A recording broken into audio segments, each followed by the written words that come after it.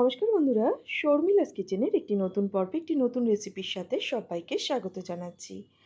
আজকে আপনাদের তৈরি করে দেখাবো স্কোয়াশের তরকারি। স্কোয়াশ একটি পাহাড়ি অঞ্চলের সবজি, তবে আমাদের এখানে সমতলেও কিন্তু এখন এটা পাওয়া যায়। এটা আমি আজকে চিংড়ি মাছ দিয়ে তৈরি করে দেখাবো। ভাত, রুটি যে কোনো কিছুর সাথে এটা খেতে ভীষণ ভালো লাগে। তো চলুন তাহলে রেসিপিটি শুরু করি।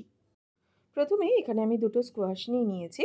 এই স্কোয়াশগুলোর আগমন হয়েছে অবশ্য পাহাড় থেকে, কেননা এটা আমাকে এনে দিয়েছে আমারই এক পরিচিত সন্দাকপুর এক বাসিন্দা। তো তারা কীভাবে এই স্কোয়াশটা তৈরি করে সেটা আমার জানা নেই, তবে আমি কিভাবে এই স্কোয়াশের তরকারি তৈরি করি সেটাই আজকে আপনাদের সাথে শেয়ার করব। এর জন্য প্রথমে এই স্কোয়াশগুলোর খোসা ছাড়িয়ে তারপর স্কোয়াশগুলোকে এরকম ডুমো ডুমো করে কেটে নিয়েছি। তার সাথে আমি এখানে কিছু আলুও এরকম ডুমো করে কেটে রেখেছি খোসাটাকে ছাড়িয়ে নিয়ে। আমি যেহেতু চিংড়ি মাছ দিয়ে স্কোয়াশটাকে রান্না করব, তাই চিংড়ি মাছগুলোকে ভালো করে পরিষ্কার করে ধুয়ে নুন হলুদ মাখিয়ে রেখেছি। আর এখানে একটা মশলা তৈরি করে নেব। এখানে আমি নিয়েছি একটা মিডিয়াম সাইজের টমেটো, 1 ইঞ্চি আদা এবং 4টে কাঁচা লঙ্কা। এগুলোকে একসাথে বেটে নেব। কড়াইতে দিয়ে দিয়েছি 4 টেবিল স্পুন সর্ষের তেল।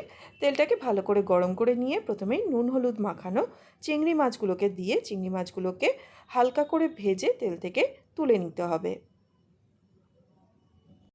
এরপর ওই তেলের মধ্যে দিয়ে দিচ্ছি 1/4 টিস্পুন সাদা জিরে এবং একটা শুকনো লঙ্কা ফোড়ন। শুকনো লঙ্কা কিন্তু একটু করে তেলে দেওয়ার সময় চিড়ে দেবেন, নাহলে তেলে দেওয়ার সাথে সাথেই কিন্তু ফেটে উঠতে পারে। ফোড়নটাকে কয়েক সেকেন্ড তেলের মধ্যে নাড়াচাড়া করে নিয়ে এরপর কেটে রাখা আলু এবং স্কোয়াশটাকে তেলের মধ্যে দিয়ে খানিকক্ষণ এভাবে নাড়াচাড়া করে নিয়ে এরপর নুন এবং হলুদ দিয়ে দিচ্ছি স্কোয়াশ এবং আলুটা ভাজবার জন্য। আলু এবং স্কোয়াশটাকে বেশ লাল করে ভেজে নিয়ে এরপর এর মধ্যে যে একসাথে বেটে রেখেছিলাম মশলাটা, আদা, টমেটো এবং কাঁচা লঙ্কা, সেটা দিয়ে দিলাম। সামান্য জল দিয়ে এরপর একে একে দিয়ে দিচ্ছি 1 টিস্পুন জিরে গুঁড়ো, 1/2 টিস্পুন দিচ্ছি লঙ্কার গুঁড়ো, 1 টিস্পুন দিচ্ছি হলুদ গুঁড়ো আর স্বাদ অনুযায়ী নুন দিয়ে দিলাম।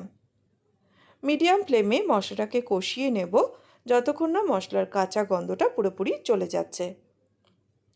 আপনারা কিন্তু একটু ঢাকা দিয়ে দিয়েও মশলাটা কষাতে পারেন, তাতে করে স্কোয়াশ এবং আলুটা তাড়াতাড়ি সেদ্ধ হয়ে যাবে। এখন মশলাটা পুরোপুরি কষে গেছে। এবার এর মধ্যে আমি পরিমাণ মতন জল দিয়ে দিচ্ছি আলু এবং স্কোয়াশটা সেদ্ধ হওয়ার জন্য। ভালো করে মিশিয়ে নিয়ে এরপর এর মধ্যে ভেজে রাখা চিংড়ি মাছগুলোকে দিয়ে দিলাম। চিংড়ি মাছগুলোকে দিয়ে মিডিয়াম ফ্লেমে রান্না করব ঢাকা দিয়ে দিয়ে, যতক্ষণ না আলু এবং স্কোয়াশটা পুরোপুরি সেদ্ধ হয়ে যাচ্ছে।